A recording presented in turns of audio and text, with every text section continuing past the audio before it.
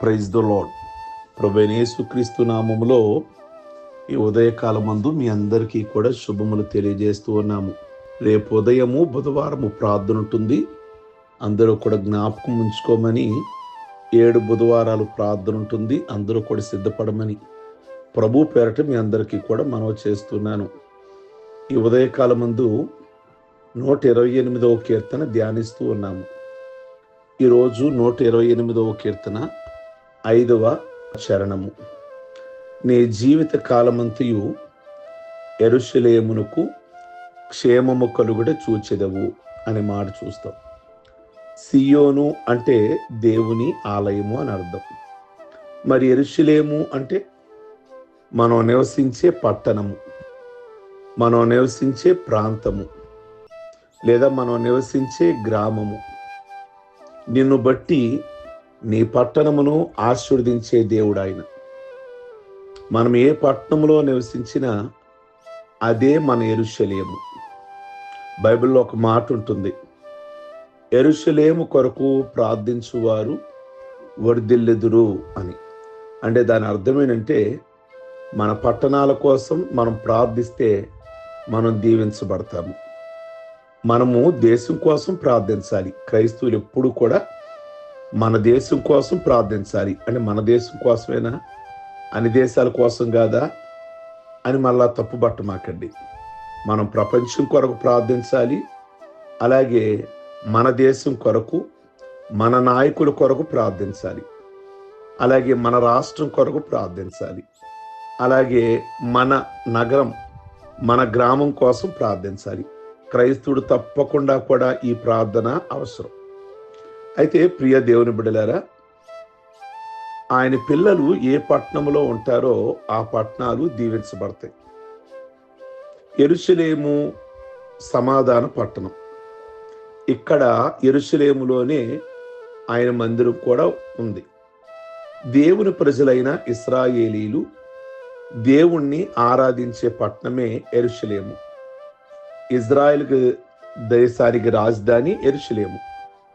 యెరూషలేముకు క్షేమం అంటే దేశం మొత్తానికి క్షేమం అని అర్థం. యెరూషలేము అనే మాటకు శాంతి నిలయము అని అర్థము. ఇవాళ కాదు, ఆనాడు అబ్రహాము కాలంలో కూడా ఆ ప్రాంతం ఉంది. షాలేము రాజు అని పిలువబడిన వాడు యెరూషలేమును పరిపాలిస్తూ ఉండేవాడు. ప్రియ దేవుని బిడ్డలారా, అయితే ఆ యెరూషలేము ప్రక్కన పెడితే మనకి మరొక యెరూషలేము ఉంది. పరమ యెరూషలేము అంటాము, అంటే పరలోకము.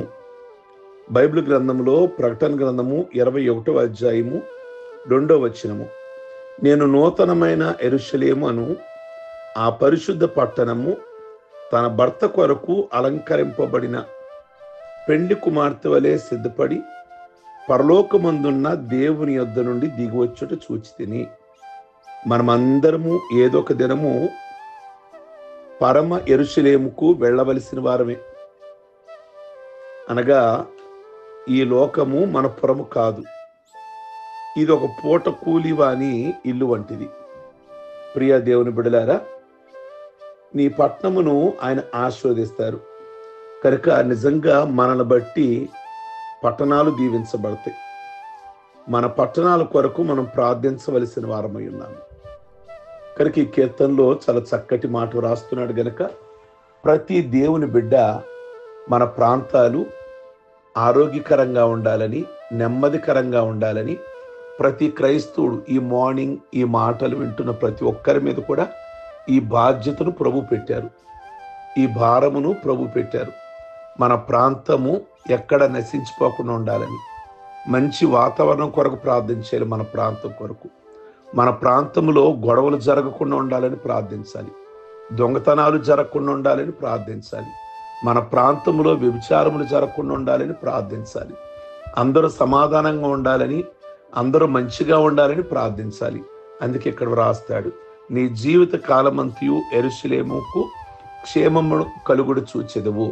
అనగా నీ ప్రాంతములో మంచిగా ఉండాలి, ఆ యొక్క దీవెన, ఆ యొక్క ఆశీర్వాదాన్ని నువ్వు చూస్తావు అని ప్రభు మాట్లాడుతున్నారు. కనుక ప్రతి ఒక్కరూ కూడా మన ప్రాంత ప్రజల కొరకు, మన ప్రాంత పరిస్థితుల కొరకు మిక్కిలి భారంతో ప్రార్థించేవారుగా ఈ 21 దినాలలో జ్ఞాపకం చేసుకుందాము, ప్రార్థించుకుందాం.